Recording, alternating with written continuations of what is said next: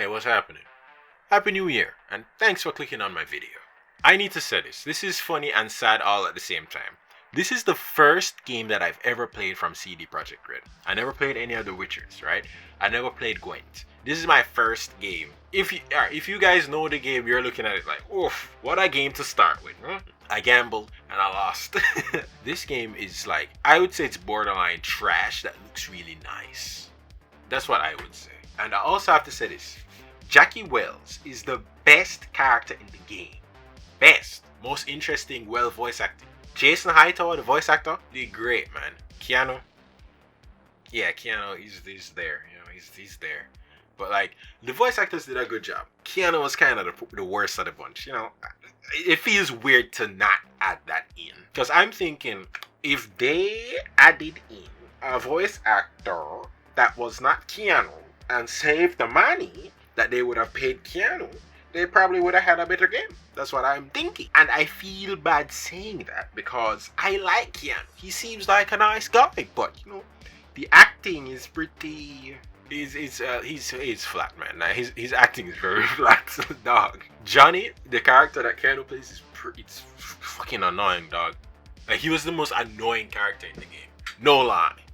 And what pissed me off more with this character is the fact that he didn't learn shit about what he did. He went after a goal and he fucked it up. Right? He messed it up. Then he comes back to do the same thing in the same way.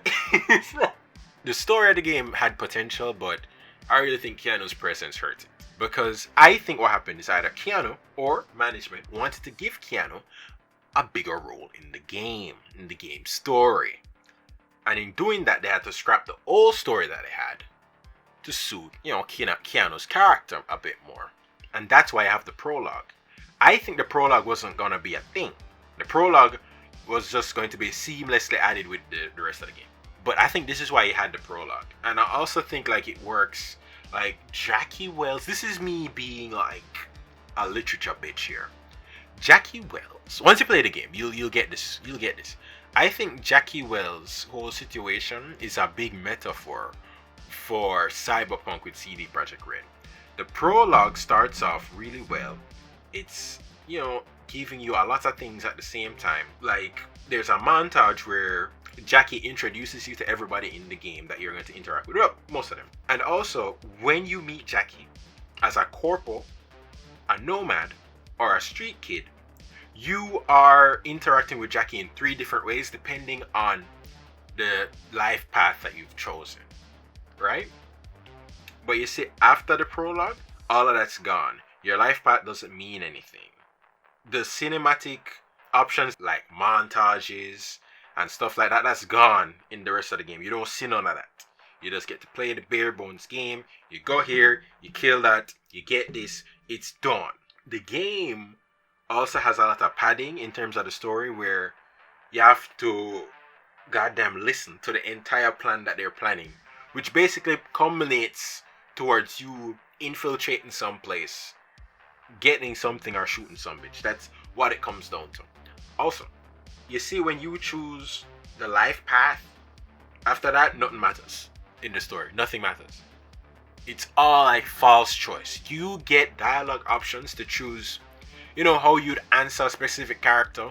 Don't mean shit. Only one that really matters, the only one that matters is you saying the right thing to Johnny Silverhand, Keanu's character, in order to unlock one of the 3 endings in the game. You basically have to suck up to Johnny Silverhand to like get the good ending, which I absolutely hated.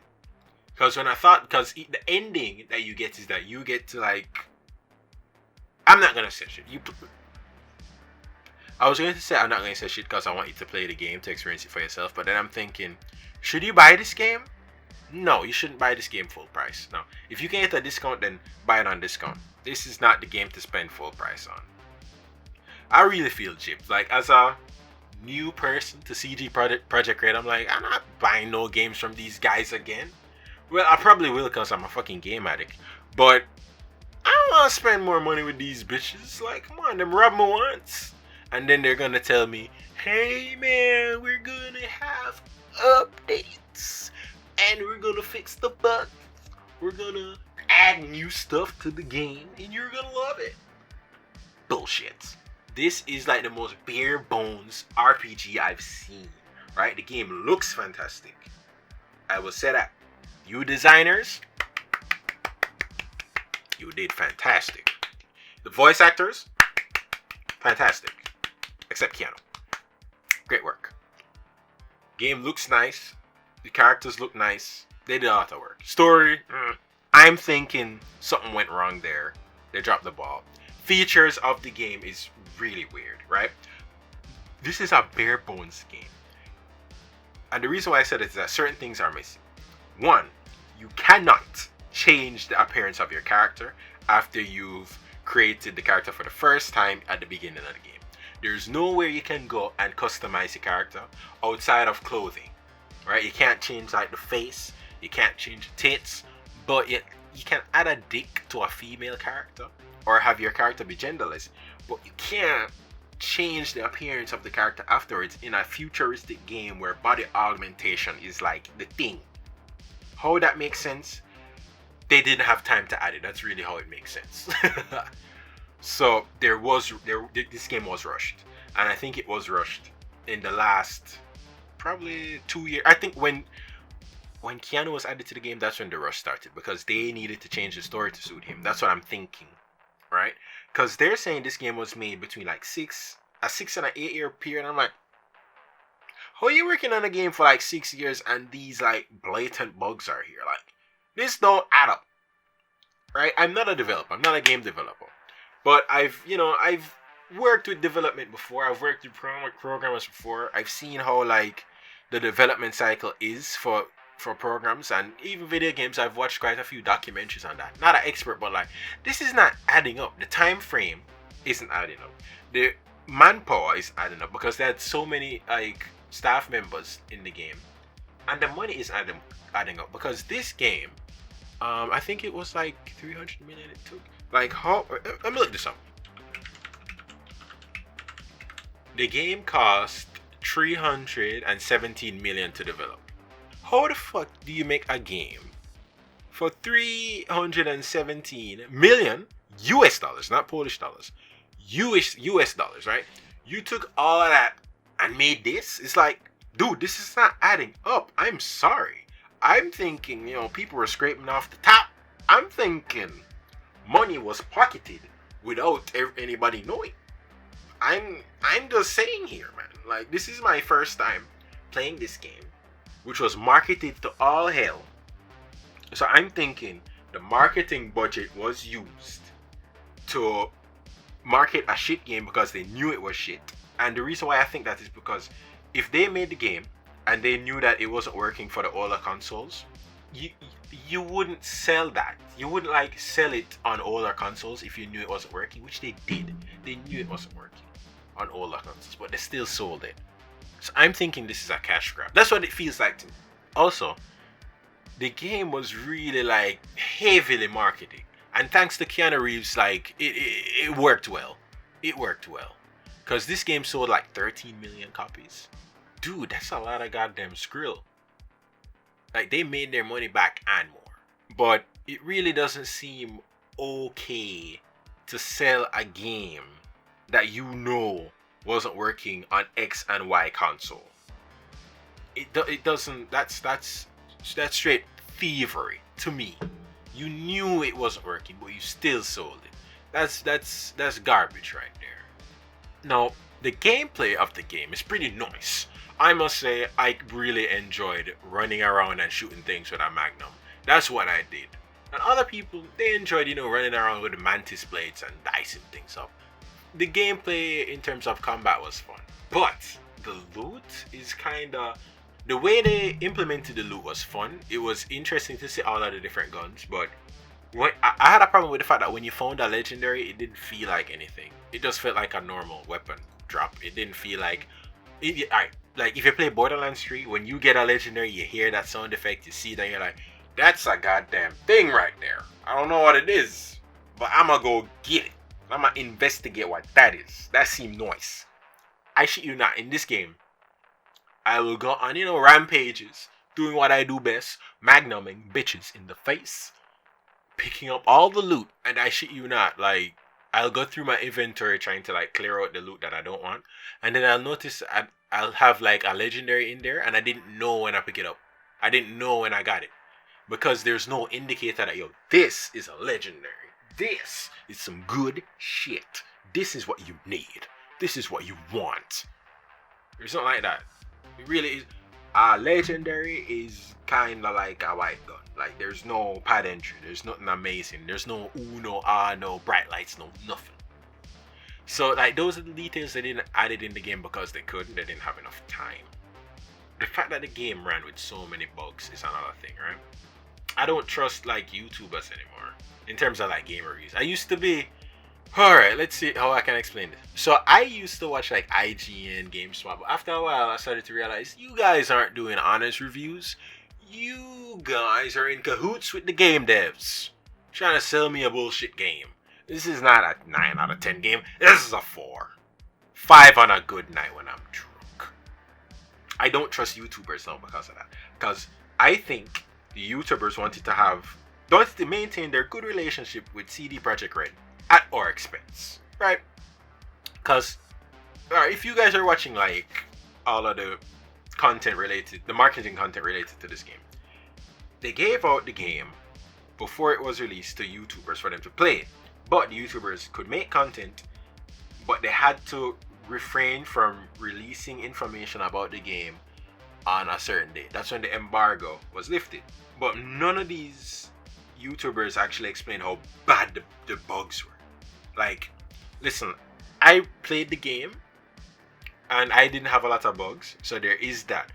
But when I really think about it, it's like, you're telling me all of these YouTubers are playing the game and none of them experience like all of the bugs that we're experiencing. Like, I didn't have a lot of bugs, right? But I still saw enough to look at it like, alright, this is not really done yet.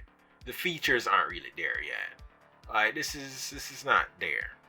And I think what happened is that the YouTubers worked with the game dev, say CD Projekt Red, to withhold information with regards to how bad the bugs and the quality of the game was, in order to keep their relationship going and to get the views and to get all the good stuff that YouTubers get, right? And what happened to really like push me over the edge on this is I was watching a few YouTubers talk about the game. So I was watching his video when the embargo was lifted, and I'm like, alright, let's see what this game is about. This guy seems like, he's been making content about video games for a long time. Let's see what he's got to say.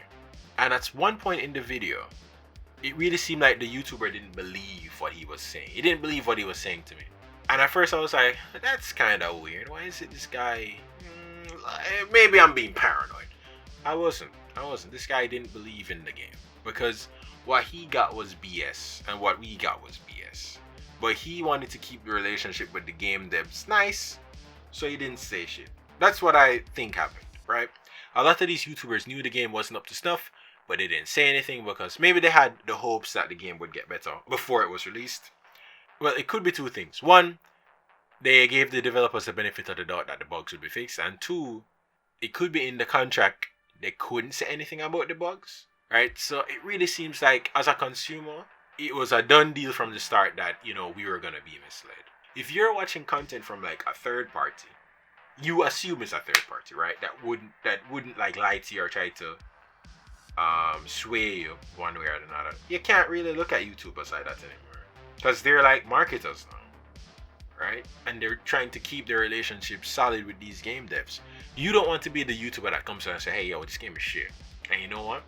There was a female that did that. Her name was Kallie Plagge, I think. I don't know how you pronounce it. But all of the discrepancies that she had with the game, they made sense. Like, when you actually played the game, it's like, yeah, makes perfect sense. Like, I'll go ahead and like put the video in like my description so you can watch it. But like, she was correct. The game was very lackluster. There wasn't really much reason to play after the story. And you know what happened to her? Everybody looked at her like she was a dumb bitch. But she was the only one that knew the truth and was willing to share it with everybody. Nobody believed her. You see how funny that is? And the YouTubers that I thought, these guys are on the up and up. These guys are the good guys. They're not going to steer me wrong. I can't trust Gamespot. I could not trust the other YouTubers. So, dude, I'm kind of like messed up right now because I'm thinking, before I buy a game, who can I trust? Can't trust nobody. it really seems like before you buy a game, you just have to wait until the game is released, have somebody play the game, and then they tell you what's up. Because otherwise, there's nothing you can really do. There's too much hype. The hype is too strong. The hype was too powerful. I'm sorry. I bought the game like what, a day before? Yeah, I think I bought the game a day before just to download it. I was weak. I wanted to wait, but I think I would have still bought the game afterwards anyway. I do have to say this, the game is fun while, you're playing it. Like, just running around and magnumming people. That was enjoyable. But afterwards, it's like, this, looking at everything, it really feels like, nah, we was tricked. We was straight bamboozled. And I don't believe that they're going to fix this game in the future. I don't really have much hope in CD Projekt Red. This is my first game, man. This is the first game I've played with CD Projekt Red. And they robbed me. They took my money. The game was pretty alright though, so I can't really complain. But it's not worth all the hype. This is a 6 out of 10 game. 6.5. It's not... maybe a 7, but it's really not as good as it was hyped up to me. I mean, what kind of RPG with customization features don't allow you to customize the character in the game at some point? It's like, what? I can't change? Like, come on, like that should be something that's in the game. There are indie games that have less bugs than this. There are indie games that run better than this game. Indie games with less people and less investment in the game development cycle. And it's better than this game?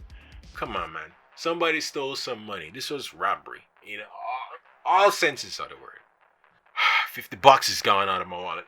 Man, I just feel gypped, man. Like, I really just don't... It's not... I don't even want to go back to play the game to get footage for this video. I'm gonna be honest. It just feels like I'm just getting the footage to get it. To plaster it in here. If you didn't buy the game, save your money. Wait until it's on discount. Thanks for watching my video. I do hope you enjoyed the rest of the day. Goodbye.